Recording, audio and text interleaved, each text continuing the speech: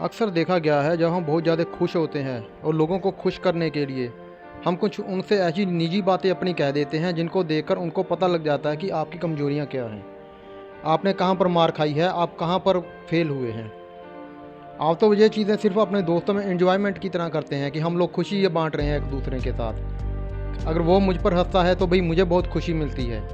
लेकिन कई लोग इतने स्वार्थी हो जाते हैं कि वो आपकी कमजोरियां को पकड़ लेते हैं और वक्त आने पर आपकी उन्हीं कमजोरियों को पकड़कर आपसे काम करवाते हैं।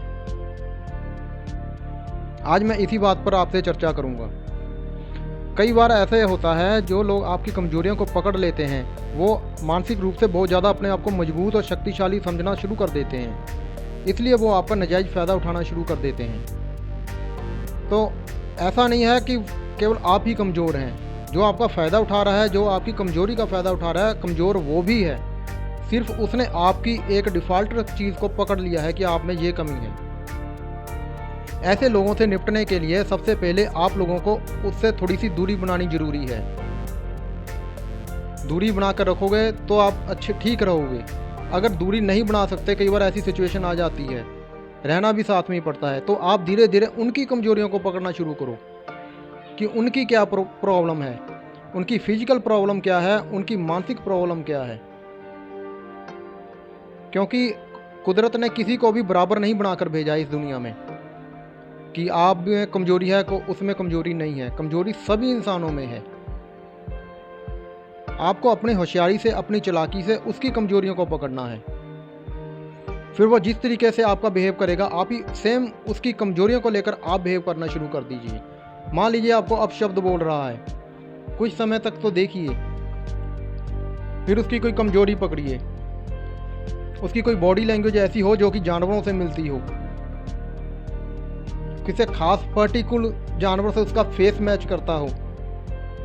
आप इस तरह से उसकी कमजोरियां पकड़ सकते हैं। जहाँ उसके तुरने का ढंग देख लें, उसके कपड़ों का ढंग देख लें, उसके पहनने का, उसकी एक्टिविटी देख लें कि वो किस तरीके से कर रहा है। बस इन चीज़ों को पकड़कर आप उसकी कमजोरी आप बड़े आराम से पकड़ सकते हैं और वो आपको तंग परेशान करना, उसको खुद ही छोड़ना पड़ेगा। ऐसे कई बार लोग जिद्दी होते हैं, वो सामान्य रूप से वो मानते नहीं हैं। वो कहते हैं कि हम ज़्यादा मजबूत हैं, हमारे जैसा कोई नहीं है। ऐसे लोगों की बेइज्जती चार बंदों के बीच में किया करो, दूसरे को सुनाकर। फिर वो इंसान पिघल जाता है, उसको पता लग जाता है कि ये चांटे मुझ पर पड़ने शुरू हो गए। अब फिर उसकी जलनी शुरू हो जाती है, उसको फिर उसके दिमाग में पड़ता है, क्योंकि वो तो दूसरे का मजाक उड़ाने में, दूसरे की कमजोरियां पकड़ने में बहुत अपने आप को शातिर समझता था कि पता नहीं मैं क्या चीज़ हूँ। शुरू में मुश्किलें आएगी, जब आप उस पर कुछ कहेंगे तो वो भी आपको पलटवार जरूर करेगा।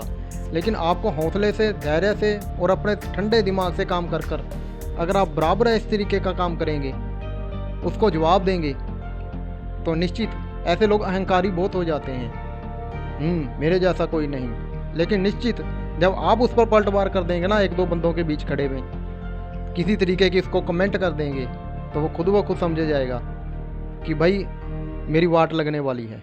ये बंदा पीछे नहीं हटेगा फिर अगर मैं इसको गलत बोलूँगा तो। कमजोरियां सभी की होती हैं, हर एक की अलग अलग तरह का मैटर होता है, किसी का सेम मैटर नहीं होता। फिर भी कोशिश करनी चाहिए। ये जो दुनिया है सारी संकटों से ही भरी पड़ी है, खुश मिजाज इस दुनिया में कोई नहीं है। अगर आप चाहते हैं कि देखते हैं कि वो बड़ा खुश चल रहा है, वो बहुत खुश है, खुश मिजाज इस दुनिया में भाई कोई भी नहीं है। इसलिए अपने आप को जितना प्रसन्न रख सकते हो, जितना खुश रख सकते हो, जितना इजी लाइफ अपनी जी सकते हो, जितनी सरल लाइफ अपनी जी सकते हो, वो जी लो। क्योंकि खुशी ही आपके साथ जानी है। दुख में जो जिया पल है, जो समय है, वो तो नर्क के समान होता है। दुख के समय को भाई अपने आप दुख को अवॉइड करना शुरू करो, खुशी के पलों को ही याद रखो। क्योंकि अगर आप दुख को याद रखेंगे तो दुखों को आप पाल रहे हैं, यूँ समझ लीजिए, उनको भोजन दे रहे हैं, उनको याद कर कि भाई आओ। आपको दुख में भी खुशी मिल रही है, इसलिए आप उसको पाल रहे हैं। आज आप खुशी से बैठे हैं अपने घर में, अपने ऑफिस में, अपने काम में। आप पुरानी यादों को लेकर बैठ जाएंगे कि तब मेरे साथ ऐसा हुआ, तब मेरे। आप क्यों याद करते हो? अपनी एक अच्छी लाइफ जियो।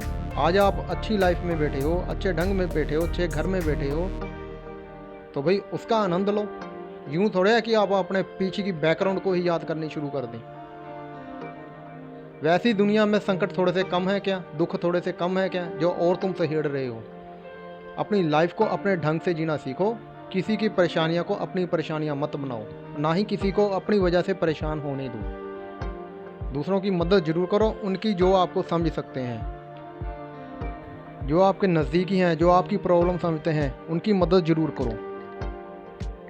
ओके फ्रेंड्स, आज की वीडियो यहीं तक, फिर मिलेंगे अगली वीडियो में। तब तक के लिए सबका थैंक यू।